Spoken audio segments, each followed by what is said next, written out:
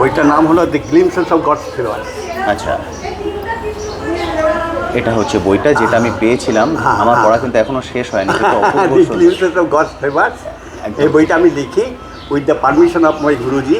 আচ্ছা, উনি কি গুরুজি? যে ছবি দেখতে পাচ্ছি, ইনি হলো পরিব্রাজক মহারাজ।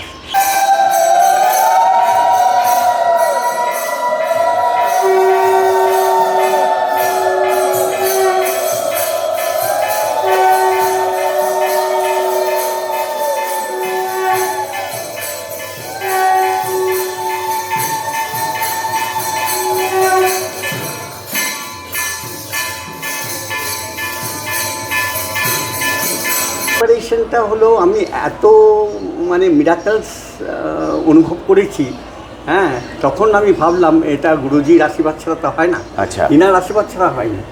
প্রচুর আছে, মানে মানে এত তার কৃপা পেয়েছি আমি, নাহলে আমি একটা কৃষ্ণগড়ের ছেলে, আমার এত ভাই বোনের মধ্যে আমি ওখানে গিয়ে সেটেল হলাম, তারপর ভালো চাকরি করেছি, আমার দুটো মেয়ে আছে।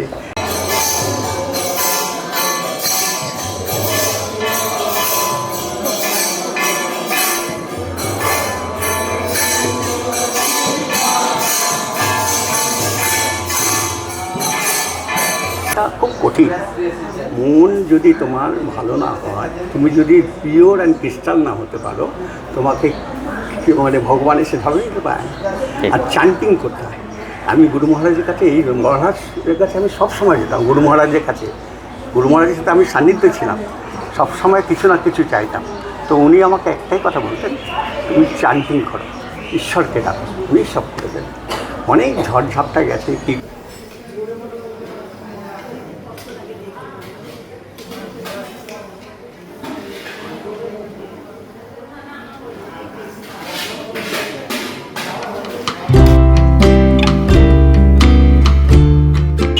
হ্যালো বন্ধুরা, কেমন আছেন? আশা করি সকলেই ভালো আছেন। ট্যুর বাকেটে আপনাদের সবাইকে স্বাগত। আমি অনুপ নিয়ে চলে এসেছি নতুন আরেকটি ভিডিও। আজ আমি চলে এসেছি বাগবাজার গৌড়ীয় মঠে। বাগবাজার গৌড়ীয় মঠের উপরে এর আগে ডিটেলস একটা পুরো ভিডিও আছে, তার কিন্তু খুব ভালো রেসপন্স আপনারা দিয়েছেন। আমি মাঝে মাঝেই সময় পেলে চলে আসি এই ধরনের মঠ এবং মন্দিরে, আমার পার্সোনালি খুব ভালো লাগে। রিসেন্টলি বাগবাজার গৌড়ীয় মঠ যে বিষয়টা, এর উপরে আমি একটা বই পেয়েছিলাম হাতে, বইটা পড়েও আমার খুব ভালো লেগেছিল। আজকে ভাগ্যক্রমে এই মঠে এসে যিনি সেই বইটি লিখেছিলেন ওনার সঙ্গে দেখা হয়ে গেছে। তো আমি মনে করলাম সেইটার বিষয়ে একটা ভিডিও তৈরি করি এবং আপনাদের সঙ্গে ইনফরমেশনটা শেয়ার করি, যাতে আপনারাও সেই বুকটা সংগ্রহ করতে পারেন। এবং যে ওই বুকটিতে যে ঘটনাগুলো লেখা আছে সেগুলো কিন্তু সম্পূর্ণ সত্য ঘটনার উপরে লেখা আছে, কোনোটাই কাল্পনিক নয়। আজকের ভিডিওতে যিনি ওই বইটি লিখেছেন ওনার সঙ্গে কথা বলবো, কারণ ওনার সঙ্গে এই মঠে এসেই দেখা হয়েছে। উনি এখান থেকেই দীক্ষা নিয়েছিলেন, তার উপরে বেস করেই পুরো বুকটা লেখা। ফলে ওনার সঙ্গে কথা বলবো, ওনার এক্সপিরিয়েন্সটাও শেয়ার করব এবং বুকটা সম্পর্কেও যাবতীয় ডিটেলস আপনার সঙ্গে শেয়ার করব। সেই জন্য রিকোয়েস্ট থাকবে, প্লিজ পুরো ভিডিওটা দেখবেন। যারা আমার মতো এরকম বিভিন্ন মঠে বা মন্দিরে যান বা এই ধরনের আধ্যাত্মিক কথা শুনতে ভালো লাগে, তাদের জন্য কিন্তু এটা একটা খুব সুন্দর সুযোগ। ফলে আপনারাও যদি চান, আপনারাও কিন্তু বুকটাকে সংগ্রহ করে তার যে ঘটনাগুলি সেগুলোকে পড়তে পারেন। কথা দিচ্ছি ভালো লাগবে। চলুন এবার মহারাজের সঙ্গে কথা বলে নিই। কথা বলে ওনার মুখ থেকেই যাবতীয় ডিটেলস আপনার সঙ্গে শেয়ার করব। আমি এখন দাঁড়িয়ে আছি বাগবাজার গৌড়ীয় মঠের গেটের একদমই সামনে। চলুন ভিতরে চলে যাই। এই মঠের পরিবেশটা কিন্তু খুবই সুন্দর, আমার পার্সোনালিটি খুব সুন্দর লাগে। আপনারা একটা দিন কিন্তু এখানে কাটাতে পারেন এবং এখানে দুপুরে ভোগ প্রসাদেরও ব্যবস্থা আছে। আপনারা এখানে আসুন, এখানে এসে পাঠ শুনুন, ঠাকুরের পুজো দেখুন, দেন দুপুরে ভোগ প্রসাদ গ্রহণ করুন, তারপর যেতে পারেন। এবং এখানে আছে একটা মিউজিয়াম, যে মিউজিয়ামটা কিন্তু আর কোথাও নেই। এই পুরো বিষয়টার উপরে ডিটেলস আমি একটা ভিডিও করেছি, সেই জন্য একটা রিকোয়েস্ট থাকবে, প্লিজ আসুন। সেই ভিডিওর লিঙ্ক এই ভিডিওর আই বাটনে এবং ভিডিও ডিটেলস সেকশনে আমি দিয়ে রাখলাম, অবশ্যই চলে আসবেন। সামনেই হচ্ছে জুতো রাখার জায়গা, ওখানে আপনারা জুতো রাখতে পারেন। এখান থেকে আপনারা দুপুরের ভোগ প্রসাদের কুপনও কালেক্ট করতে পারেন। মহারাজ, সবার প্রথম বলুন কেমন আছেন? ভালো আছি, ভালো আছি। আপনার সম্পর্কে আমি জেনেছি, শুনেছি এবং আপনি যে বইটা লিখেছেন সেটাও আমি পড়েছি। পড়া এখনও শেষ হয়নি, কিন্তু আমার খুব ভালো লেগেছে খুব এবং ভালো লাগবে, খুব ভালো একদম, এবং আমি মাঝে মাঝে এখানে আসি এবং গৌড়ীয় মঠের উপরেও আমি একটা পুরো ভিডিও করেছি। আচ্ছা। ফলে এখানে যখনই সময় পাই ছুটির দিন আমি চলে আসি, যেমন আজকে রবিবার ছুটির দিনে এখানে এসেই আপনার সঙ্গে মানে পরিচয় হলো, ভালো লাগলো খুব। এবার আমি চাইছি যেহেতু আমার একটা ব্লগ আছে, সেই ব্লগে আপনার বুকটা সম্পর্কে এবং আপনার সম্পর্কে পুরো ডিটেলসটা তুলে ধরতে, আচ্ছা। যদি আপনি অনুমতি দেন তাহলে এটার পরে আমি একটু- অবশ্যই অবশ্যই, কোনো সমস্যা নেই তো? না, না। কারণ বুকটা খুবই সুন্দর এবং আমি চাই আমি যেমন একজন আমাদের পরিচিত থেকে বুকটা পেয়েছি, এরকম মানুষ যাতে বুকটা পেতে পারেন এবং বইটা সম্পর্কে পুরো বিষয়ে জানতে পারেন। আচ্ছা, সেই বিষয়ে আমরা একটু কথা বলে নেব। এবার যেহেতু আমরা এখন মঠের সামনে দাঁড়িয়ে আছি, কোথায় একটু বসতে পারলে ভালো হতো। ঠিক তাহলে আছে। চলুন আমরা কোথাও একটা বসে পুরো বিষয়টা নিয়ে একটু কথা বলি।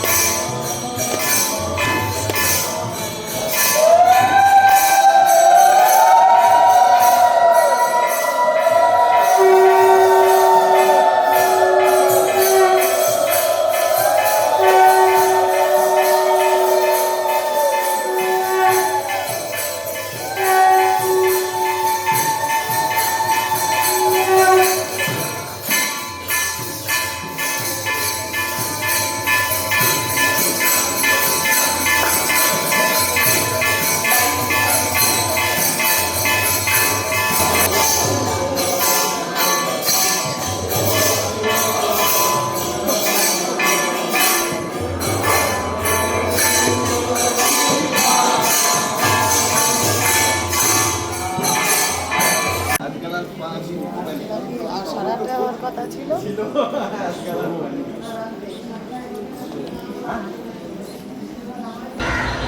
আচ্ছা প্রভু, সবার প্রথম আপনার নামটা যদি একবার বলে দেন। আমার নাম বিদ্যুৎ কুমার সান্যাল। বিদ্যুৎ কুমার সান্যাল। আচ্ছা, আমি তো আপনার বইটা পড়েছি, কিন্তু বন্ধুদের জন্য আপনি মানে কিভাবে এই মঠের সঙ্গে যুক্ত হলেন সেটা যদি একটু বলেন। আচ্ছা, অ্যাকচুয়ালি আমি কৃষ্ণনগরের ছেলে। 1973 সালে আমি কৃষ্ণনগরে যে আমাদের কুঞ্জকটির মঠ আছে, গৌড়ীয় মঠ, ওই মঠে একজন মাধব মহারাজ ছিল। আচ্ছা। ওনার সংস্পর্শে আসি, আসার পরে আমার যাত্রা হয় বৈষ্ণবদের সাথে। আচ্ছা, ওখানে কি আপনি দীক্ষা গ্রহণ করেন? না না, দীক্ষা গ্রহণ অনেক পরে হয়েছে। আচ্ছা। অ্যাকচুয়ালি আমি যখন এই কৃষ্ণনগর থেকে বেরিয়ে আসি 1975-76, তখন আমাকে মহারাজ একটা এমনি মন্ত্র দিয়েছিল। আচ্ছা। সেটাই আমি নিয়ে বেরিয়ে এসেছিলাম দিল্লিতেই আমি সেটেল হয়ে পড়ে। তো এই হলো ব্যাপার কৃষ্ণনগর থেকে। আচ্ছা, বাই প্রফেশন আপনি কি জবের মধ্যে ছিলেন? আমি বাই প্রফেশনাল, আমি ভারত তিব্বত সীমা পুলিশের ইন্সপেক্টর ছিলাম। আচ্ছা। তারপরে আমি সেখান থেকে special protection group prime minister সিকিউরিটিতে 10 বছর ছিলাম। আচ্ছা। তারপরে সেখান থেকে সুইচ ওভার করে আমি টাটা পাওয়ার যে আছে দিল্লি, তাতে অ্যাসিস্ট্যান্ট ম্যানেজার রিটায়ার্ড করেছি। আচ্ছা, বাহ। এটা হলো আমার কর্মজীবন। হ্যাঁ। এবার আমি যেটা জিজ্ঞেস করবো সেটা হচ্ছে আপনার বইটা সম্পর্কে। আপনি যদি আপনার বইটাকে একবার একটু দেখিয়ে দেন বন্ধুদেরকে। আচ্ছা, বইটার নাম হলো the glimpses of God's favour. আচ্ছা, এটা হচ্ছে বইটা যেটা আমি পেয়েছিলাম। আমার পড়া কিন্তু এখনো শেষ হয়নি, কিন্তু অপূর্ব দ্য সুন্দর। গ্লিমসেস অফ গডস ফেভার, এই বইটা আমি লিখি with the permission of my guruji. আচ্ছা, উনি কি গুরুজি? যে ছবি দেখতে পাচ্ছি। হ্যাঁ, ইনি হলো পরিব্রাজক মহারাজ। এই মহারাজের আগে যিনি ছিলেন, বিশাল মহারাজ, মানে বিশাল বলতে বিশালই আমার জন্য তো কমসে কম বিশাল। আচ্ছা। হ্যাঁ, ইনি যা আমাকে দিয়েছেন আমি তার কিছুই না। আমি ওনাকে লেখার আগে আমি বলে দিয়েছি যে আমি লিখছি। আচ্ছা। উনি অ্যান্টিসিপেশন করে বলে দিয়েছেন ঠিক আছে, আমার ইয়ে থাকলো, আশীর্বাদ থাকলো। হ্যাঁ, ইট হ্যাপেন্স। আচ্ছা আচ্ছা, আজকে তো আমরা এসেছি বাগবাজার গৌড়ীয় মঠে। হ্যাঁ। আপনি দীক্ষা গ্রহণ করেছিলেন কোন মঠ থেকে? অ্যাকচুয়ালি আমি দীক্ষা আপনি বইটা রাখুন। হ্যাঁ, দীক্ষা গ্রহণ করিনি, আমি হরিনাম নিয়েছি। আচ্ছা। এই গুরু মহারাজের কাছ থেকে। আচ্ছা, হ্যাঁ, মানে এখানে মানে আজ থেকে কতদিন আগে? 1994-95 যখন আমি দিল্লি ছিলাম তখন আমি হরির নামের মালা নিয়েছিলাম এই গুরুদেবের কাছে। আমি আমার মিসেস দুজনে নিয়েছিলাম। এবার আপনি যে বইটা লিখলেন, মানে বইটা লেখার ইন্সপিরেশন কোথা থেকে পেলেন? ইন্সপিরেশনটা হলো আমি এত মানে মিরাকলস অনুভব করেছি। হ্যাঁ, তখন আমি ভাবলাম এটা গুরুজির আশীর্বাদ ছাড়া তো হয় না। আচ্ছা। ইনার আশীর্বাদ ছাড়া হয়নি। প্রচুর আছে, মানে মানে এত তার কৃপা পেয়েছি আমি। নাহলে আমি একটা কৃষ্ণগড়ের ছেলে, আমার এত ভাই বোনের মধ্যে আমি ওখানে গিয়ে সেটেল হলাম, তারপর ভালো চাকরি করেছি, আমার দুটো মেয়ে আছে, দুটো মেয়েও ভালো ভালো জায়গায় আছে। ঠিক। হ্যাঁ, মানে আপনার কর্মজীবন, সংসার জীবন, তারপর এখন ধর্মটা আগের থেকেই ছিল, 1994 থেকেই ছিল। আচ্ছা, এই বইটা তো বিভিন্ন ধরনের ছোট ছোট গল্প আছে, মানে এগুলো সবই সত্যি ঘটনার উপরে। সত্যি ঘটনা, সত্যি ঘটনা। মানে এগুলো আপনার জীবনে ঘটেছে বা ঘটেছে, আপনি এর উপলব্ধি করেছেন? করেছি। আচ্ছা, আর এমনি গৌড়ীয় মঠের উপরে তো এর আগে আমি একটা ভিডিও করেছিলাম, আজ বাগবাজার গৌড়ীয় মঠে। তখন আমি এখানে এসেছিলাম, এখানে করেছিলাম, এবং আমি মাঝে মাঝে সময় পেলে আমি বিভিন্ন মন্দির এবং মঠে ঘুরি, আমার পার্সোনালি খুব ভালো লাগে। ফলে আমি একটা বন্ধুর সোর্স থেকে বইটা পাই, এবার তার থেকে আমি পড়া শুরু করি, আমার খুবই ভালো লাগে পড়ে। আপনি যদি এই বইটা থেকে একটা মানে ছোট্ট ঘটনা বলেন বন্ধুদের উদ্দেশ্যে, ছোট্ট একটা ঘটনা। ছোট্ট ঘটনা বলছি। আমি 1994-এ যখন আসি দিল্লিতে, 93 লাস্টে এসেছি, special protection group PM security যখন জয়েন করলাম, তো আমাদের যে বাড়িটা ছিল, মানে ঘর ছিল জেএনইউ জওহরলাল নেহরু ইউনিভার্সিটির সামনে, আর তার পাশেই ছিল হসখাস, যেটা আমাদের গৌড়ীয় মঠ আছে। তো সেইখানে তার আগে ঘটনাটা হলো, একটুখানি ব্যাক নিয়ে যেতে হয়। আমি যখন একবার গিয়েছিলাম, আমি রোমে গিয়েছিলাম। আচ্ছা। প্রাইম মিনিস্টার ভিজিটে আমি গিয়েছিলাম, অটল বিহারী বাজপেয়ী। সেই সময় এনরুট হয়ে আমি দুবাই হয়ে আসি। তো দুবাইতে আমি একটা পেন্ডেন্ট, মানে একটা লকেট কিনেছিলাম সোনার, পিওর সোনার। তো কিনেছিলাম, তো ছিলই ওইরকম। তারপরে অনেক বছর হয়ে গেছে, আমি যখন তারপরে এসপিজি থেকে আমি চলে গেলাম নিজের প্যারেন্ট ডিপার্টমেন্টে, ITBP। সেখানে 2 বছর থাকলাম, কাশ্মীরে ছিলাম 2 বছর। খুব ঝঞ্ঝাটের মধ্যে গেছে লাইফটা। তারপরে আমি আসি দিল্লিতে। আচ্ছা। দিল্লিতে আসার পরে মহারাজকে বললাম, তখন নারায়ণ মহারাজ ছিল, নারায়ণ মহারাজকে বললাম যে এই পেন্ডেন্টটা আমি কী করবো, আমার আরও আত্মীয় স্বজনের বিয়ে থায় দেবো। বললো না, তুমি এটাকে রাধানীকে দাও। তা আমি একটা লকেটটা ছিল আর একখানা সোনার হার গড়িয়ে আমি রাধানীকে মহারাজের থ্রু দিয়েছিলাম। আচ্ছা। ওটা ছিল ওই রকমভাবে। এটা চলার পরে কিছু বছর পরে, মানে 1-2 বছর পরে, একদিন দুপুরবেলায় আমি প্রসাদ খেতে গিয়েছি।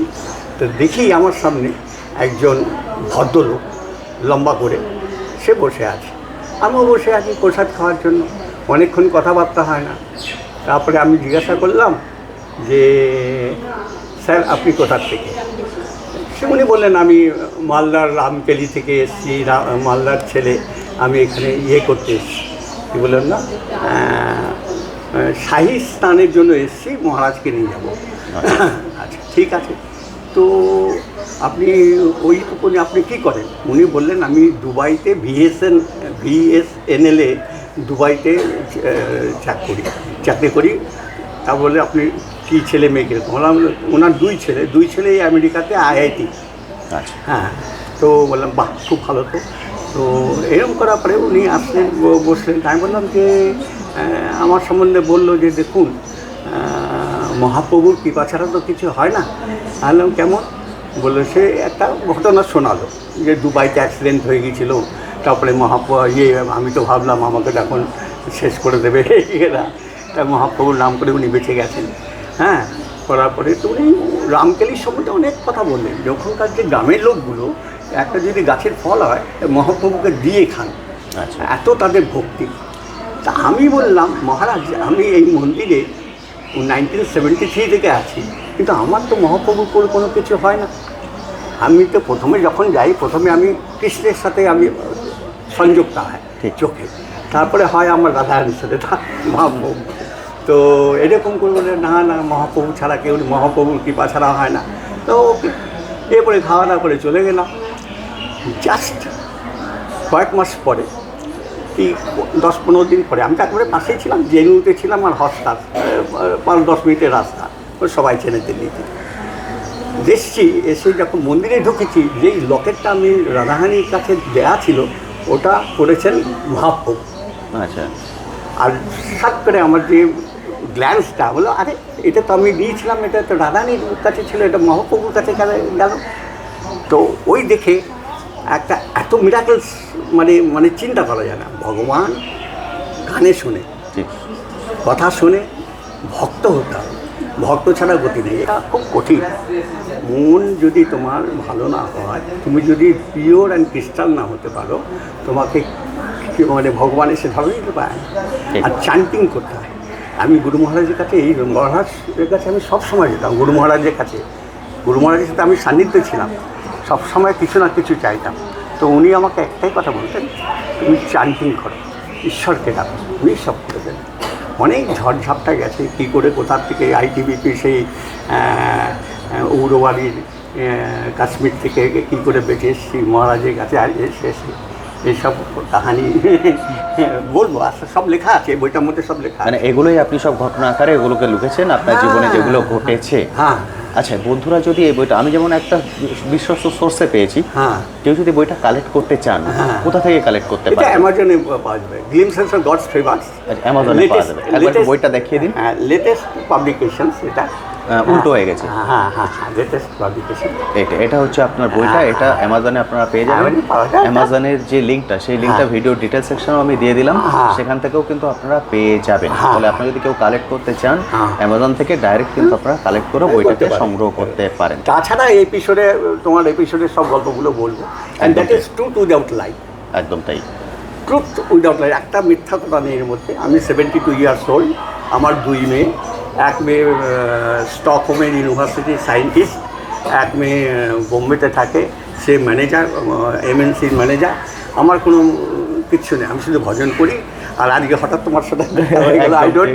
I don't know how it has happened. I was thinking of that somebody will promote my books.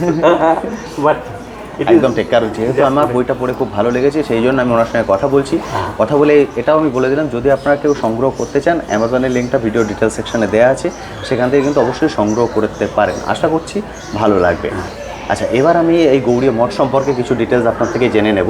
আমরা যেমন বাগবাজার গৌড়ীয় মঠে এসছি, এখানে তো মানুষ যে কোনো সময় আসতে পারেন। হ্যাঁ, আপনি তো আর খুব ভালো এই পরিবেশ। দেখো, ঈশ্বরের পরিবেশ যেখানে থাকে সেখানে একটা পজিটিভ ভাইব্রেশন আসে। ঠিক ঠিক আছে, ঠিক। তা সবাই যে ভাইব্রেশনটাকে গ্রহণ করতে পারে তা না। তার কুরুক্ষেত্রের যুদ্ধে সবাই কৃষ্ণকে দেখেছিল, কিন্তু পেয়েছিল কে? ঠিক। অর্জুনই তো পেয়েছিল, দুর্যোধন তো পায়নি। ঠিক। তো তোমার এটা মনোভাব কীরকম? What is your clear heart? হার্টটাকে ক্লিয়ার হতে হবে। অনেক সাধু সন্ত আছে যারা খুব ভগবানের নাম করে মুখ করে, কিন্তু তাদের ইনসাইড দেয়ার অনেক কিছু শুনেছি। আমি মায়াপুরেও আমি গিয়েছি, বড় বড় লোকদের সাথে কথা হয়েছে, কিন্তু ভক্ত আছে এবং তারা বিশ্বাস করে ঈশ্বর যে আছে, তারা বিশ্বাস করে।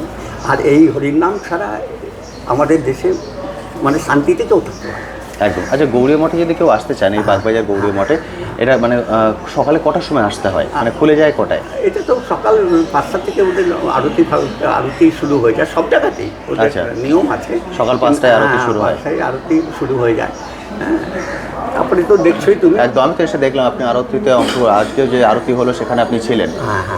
আপনি কি মাঝে মাঝে এখানে চলে আসেন? মাঝে মাঝে আসি, মাঝে মাঝে সময় পেয়ে চলে আসেন এখানে। আজকে যে মহারাজের সাথে দেখা হলো, ঠিক, ঋষিকেশ মহারাজ। আচ্ছা, ইনার সাথে 1994-এ আমার পাটনাতে দেখা হচ্ছে। আচ্ছা, তার ইয়ের নাম, এখন তো সন্ন্যাস নিয়েছে, তার যে ব্রহ্মচারী নাম ছিল রাম ভরসে। এখানে তো দুপুরে ভোগ প্রসাদের ব্যবস্থা আছে। হ্যাঁ হ্যাঁ, এখানে আছে।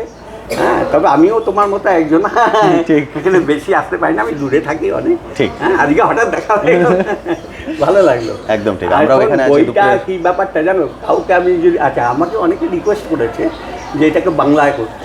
ঠিক। এটা আমি বাংলায় করবো, হ্যাঁ, সময় সাপেক্ষ বাংলা একদম ঠিক, করবো। এটা আমরা আমার বলে দিই time বইটা হয় না। কিন্তু সম্পূর্ণ এখন ইংলিশে আছে। হ্যাঁ। এটা এখন বাংলায় উনি চেষ্টা করছেন অনুবাদ করতে। অনুবাদ করে ওটা করবো, হয়ে গেছে। আর আরেকটা প্রজেক্ট চলছে, আমি লিখেছি, অনেক কটা বই লিখেছি, কিন্তু সেগুলো বলে তো লাভ নেই। ঈশ্বরের যেগুলো ঈশ্বর ছাড়া যেসব কথাবার্তা সব লেখা। একদম ঠিক। এবং বইটা এখন শুধুমাত্র পাওয়া যাচ্ছে অ্যামাজনে, শুধু এখন অ্যামাজনে পাওয়া যাচ্ছে। অ্যামাজন লিঙ্কটাও কিন্তু আমার ভিডিও ডিটেলস সেকশনে শেয়ার করা আছে। যদি আপনারা কালেক্ট করতে চাইছেন অবশ্যই ওখানে লিঙ্ক দিয়ে ক্লিক করে আপনি কালেক্ট করতে পারেন। বাংলায় যেটা বের করবো, কিছুদিনের মধ্যে বের করবো। আমার অনেক ভক্ত আছে, আমাকে খুব গুরু মানে, আমি বললাম আমি গুরু না, আমি কিচ্ছু না। হ্যাঁ, সে বলে না, আমি ওটাকে বের করি। তো এই হলো ব্যাপার। আচ্ছা, এই বইটার মধ্যে কি আপনার সম্পর্কে ডিটেলস কিছু আছে, বা কেউ যদি আপনার সঙ্গে যোগাযোগ করতে চান যোগাযোগ করতে পারবেন? হ্যাঁ, ওখানে আমার জন্মটা কি হয়েছে, কি করে জন্ম হয়েছে, আমি কৃষ্ণগড়ের ছেলে, হ্যাঁ, কি করে আমার জন্ম, আমি অষ্টম গর্ভের ছেলে, বা বইতে কি আপনার কন্ট্যাক্ট নাম্বার বা ইমেল অ্যাড্রেস কিছু দেওয়া আছে? কি বলছো? ওই বুকটার মধ্যে কি আপনার কন্ট্যাক্ট নাম্বার বা ইমেল অ্যাড্রেস কিছু দেওয়া আছে? নেই নেই, আমি এগুলো পছন্দ করি না যে কেউ কানেক্ট করে, কেন আমার খুব ডিস্টার্ব হয় এগুলো। ওকে, ডিস্টার্ব হয়, I feel very disturbance. Email address আমরা কিছু দিয়ে রাখতে পারি, হ্যাঁ। যার থ্রু দিয়ে ওনারা আপনার সঙ্গে যোগাযোগ করতে পারবেন। তাহলে ভিডিও ডিটেলস সেকশনে আমরা একটা ইমেল অ্যাড্রেসও দেওয়া আছে, দেখবেন। ওই ইমেল অ্যাড্রেসে যদি আপনি ওনার সঙ্গে যোগাযোগ করতে চান, ইমেল অ্যাড্রেস থ্রু কিন্তু ওনার সঙ্গেও আপনারা যোগাযোগ করতে পারেন। আমরা ওনার কন্ট্যাক্ট নাম্বারটা শেয়ার করছি না, কারণ বহু মানুষ কল করবেন, সেটা আপনি ডিস্টার্ব ফিল করবেন। হ্যাঁ, আমি ডিস্টার্ব করি। একদম ঠিক, সেই জন্য আমরা একদম ডিস্টার্ব, আমি একদম পছন্দ করি না। একদম, আমরা কন্ট্যাক্ট যেহেতু নাম্বারটা তোমার সাথে দেখা গেল, বইটা সম্বন্ধে বললে, আর আমি বই দিয়েছি একজনকে, রিসেন্টলি একজনকে দিয়েছি, একজন, ঠিক। সে খুব উচ্চকোটির ভদ্রমহিলা। একদম ঠিক। এবং আমরা এই গৌড়ীয় মঠের তো যাবতীয় ডিটেলস আপনার সঙ্গে শেয়ার করে দিলাম। এখন গৌড়ীয় মঠে বসেই আমরা কথা বলছি, এবং এখানে আজকে আমরা আরতি দেখলাম, এখানেই আমরা ভোগ প্রসাদ গ্রহণ করলাম। বাঞ্ছা কল্পতরু ভস্ম। একদম ঠিক। কৃপা সিন্ধু এব চ পতিনাং। তাহলে আপনারাও চলে আসতে পারেন যে কোনো দিন এখানে, হয়তো আমার মতো ঘুরতে ঘুরতে একদিন ওনার সঙ্গে আপনারও দেখা হয়ে যাবে। ফলে অবশ্যই আপনারা এই ভিডিওটা দেখে কেমন লাগলো, বা বইটা পড়ে যদি আপনাদের কোনো কোশ্চেন থাকে কমেন্ট সেকশনে লিখতে পারেন। তাহলে আমি বলবো, আমরা এর পরবর্তী ক্ষেত্রে যদি বইটা নিয়ে আপনাদের আদার কোনো ভিডিও চান, তাহলে সেটাও লিখবেন।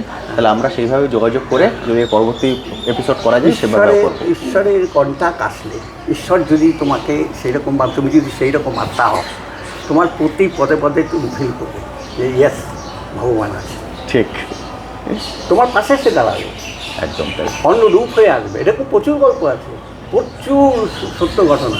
ঠিক। আমরা তো জাস্ট একটা শুধু তুলে ধরেছি। হ্যাঁ, তারপরে বলছি। হ্যাঁ, কারণ আমরা যদি আরও বলতে যাই ভিডিও লেন্থ অনেকটা বড় হয়ে যাবে। হ্যাঁ। সেই জন্য আপনারা কমেন্ট সেকশনে লিখবেন যে এর পরবর্তী ক্ষেত্রে আপনারা কি জানতে চান, বা আমি বলবো আপনারা অ্যামাজন লিঙ্ক থেকে বইটা সংগ্রহ করুন, সংগ্রহ করে একবার পড়ে দেখুন। আশা করছি আপনাদের ভালো লাগবে। থ্যাংক ইউ, অসংখ্য ধন্যবাদ। হরে কৃষ্ণ, হরে